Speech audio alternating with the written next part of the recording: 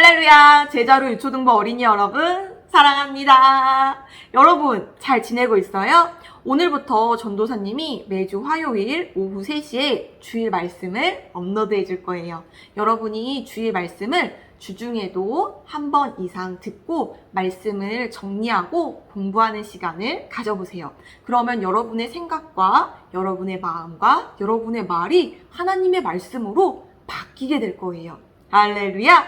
우리 말씀을 듣기 전에 성경은 나에게 이런 말씀입니다 하는 믿음의 고백을 함께 고백하겠습니다. 우리 함께 힘찬 목소리로 고백하겠습니다. 시작! 성경은 하나님의 말씀입니다. 나는 이 성경이 말하는 사람이고 이 성경이 말하는 것을 가지고 있으며 이 성경이 할 수 있다는 것을 할 수 있습니다.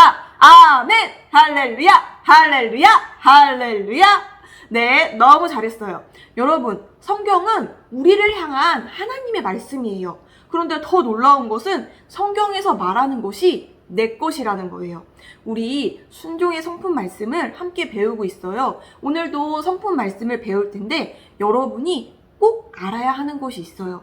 바로 여러분이 이 말씀을 배우고 너무 힘든데 이렇게 해야만 하네 이렇게 생각하는 친구들이 있다면 여러분의 생각과 여러분의 마음을 바꿔야 돼요. 어떻게 바꿔야 되죠? 우리의 믿음의 고백으로 바꿔야 돼요. 성경은 우리가 순종의 성품을 가진 말씀의 사람, 믿음의 사람이라고 말하고 있어요. 그런데 그 성품이 우리의 영 안에 있기 때문에 우리가 하나님의 말씀을 공부할 때 하나님의 말씀을 읽고 그 말씀대로 생각하고 그 말씀대로 말하고 그 말씀대로 행동할 때 우리 안에 있는 하나님의 놀라운 성품이 예수님의 놀라운 성품이 나타나게 되는 거예요. 그래서 여러분은 어려운 것을 하는 것이 절대로 아니에요. 여러분이 할 수 있는 여러분 안의 능력을 사용하는 거예요. 여러분은 마치 원석과도 같은 거예요.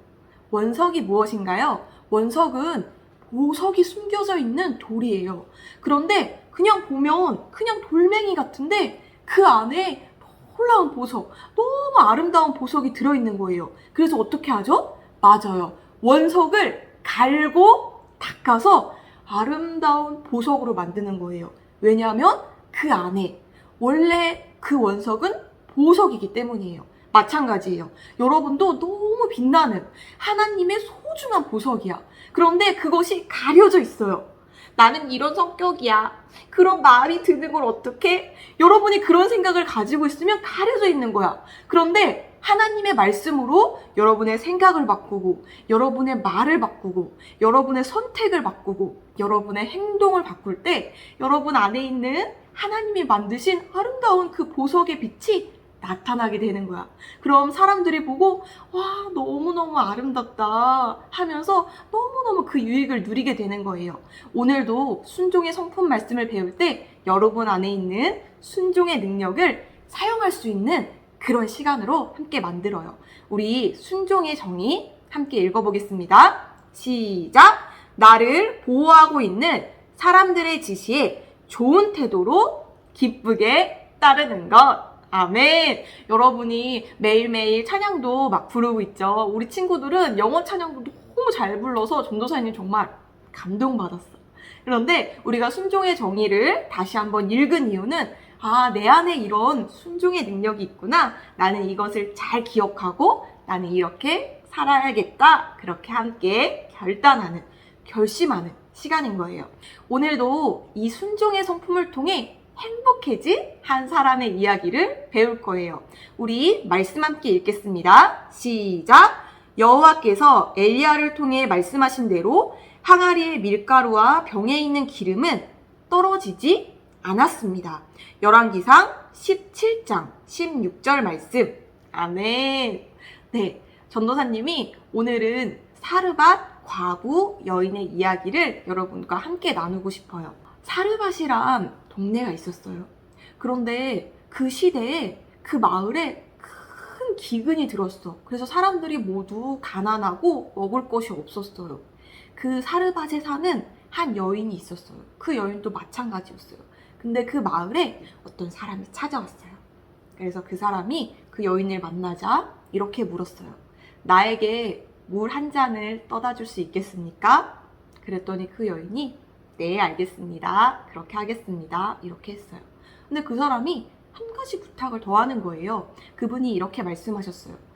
물과 함께 혹시 빵 한 덩이도 가져다 주실 수 있습니까? 그러자 그 여인이 매우 침울한 얼굴로 이렇게 말했어요. 제가 드리고 싶지만 지금 저와 제 아들도 먹을 곳이 마땅히 없습니다.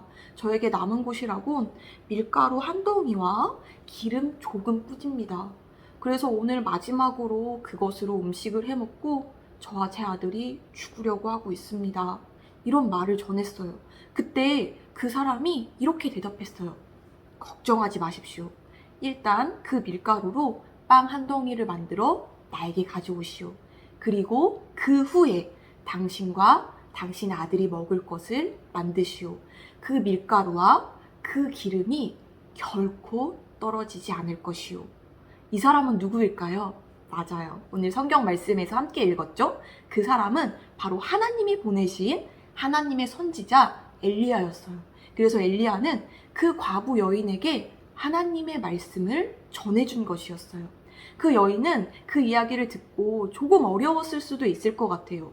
이 조금 남은 걸로 빵을 한 덩이 만들면 아무것도 남지 않을 텐데. 하지만 그 하나님의 선지자의 말씀을 들었을 때 그 여인은 어렵지만 순종하기로 선택했어요. 그래서 엘리야의 빵을 먼저 만들어 엘리야 선지자에게 가져다 주었을 때 선지자가 그것을 먹고 축복했고 정말 놀라운 기적이 일어났어요. 그 가뭄과 기근이 끝날 때까지 그 과부 여인과 그 아들이 먹을 그 밀가루와 기름이 떨어지지 않는 거예요.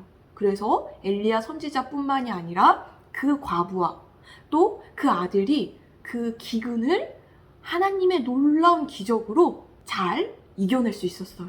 더 이상 배고프지 않을 수 있었어요. 할렐루야! 우리 오늘 말씀을 통해 여러분이 무언가 배울 수 있어요. 무엇을 배울 수 있죠? 맞아요. 하나님의 말씀에 순종하는 것이 때로는 어려운 일일 수 있다는 거예요. 이 과부 여인도 마찬가지였겠죠? 과부라는 건 남편이 없다는 뜻이에요. 그 여인 혼자 자녀를 키우며 어렵게 살고 있었겠죠. 그런데 그 여인은 하나님의 말씀을 듣고 받아들이고 순종하기로 선택했어요. 그것은 다른 누가 해준 게 아니에요. 그 여인이 그 여인의 마음속으로, 그 여인의 삶으로 선택한 거예요. 그가 순종의 결단, 순종의 선택을 했을 때 하나님은 그 여인을 너무나 놀랍게 초자연적인 기적으로 축복하셨어요. 하나님은 우리를 사랑하시고 우리를 축복하기 원하세요. 그래서 하나님의 말씀은 우리에게 어렵게 느껴지지만 어려운 것이 아니에요. 놀라운 하나님의 축복이 기다리고 있기 때문이죠.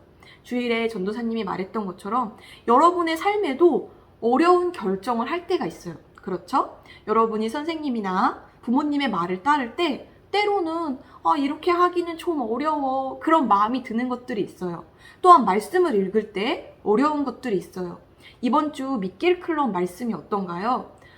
하루가 지나도록 화나는 마음을 품고 있지 마십시오. 이런 말씀이 있지요. 여러분 그 말씀을 볼 때 때로는 여러분도 화나는 일이 많이 있을 수 있죠.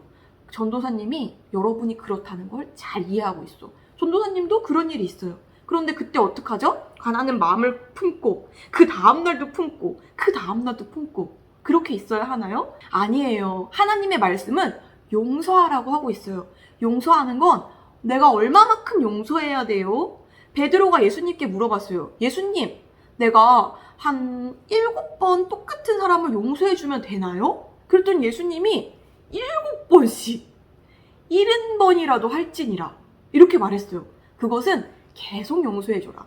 그리고 다른 성경에 보면 하나님께서는 우리가 우리에게 잘 대해주는 사람만을 사랑하는 것이 아니라 때로는 우리에게 나쁘게 대하는 사람, 원수도 사랑하라고 하고 있어요. 예수님도 그렇게 하셨어요. 그리고 예수님이 우리를 사랑하신 것처럼 우리도 다른 사람을 그렇게 사랑하라고 성경은 말하고 있어요. 그래서 이것이 때론 어려울지라도 여러분이 한번 말씀에 순종하여서 그렇게 행해 보세요. 만약에 나에게 어려운 일이 있을 때, 내 마음이 어려울 때, 힘들 때, 용서하기가 좀 어려운 것 같을 때, 그럴 때 어떻게 하죠? 여러분의 입술의 고백을 말씀으로 바꾸는 거야. 예수님, 누구누구를 사랑하고 축복합니다. 이렇게 하는 거야. 전도사님은 하지 않으면서 또 여러분에게만 하라고 할 수 없겠죠. 전도사님도 그렇게 하는 거야. 전도사님도 매일 하나가다가 어떤 사람이 나한테 나쁘게 말했을 때 그 말이 기억나요? 안 나요? 나요. 그런데 그 말이 기억나면 이런 마음을 품지 않고 이렇게 하는 거야. 예수님, 그 사람을 축복합니다. 그 사람이 참 잘 되길 바랍니다. 그 사람의 마음을 이해합니다. 이렇게 고백할 때 전도사님 안으로부터 사랑과 기쁨이 솟아나는 거야. 그래서 행복할 수가 있어요.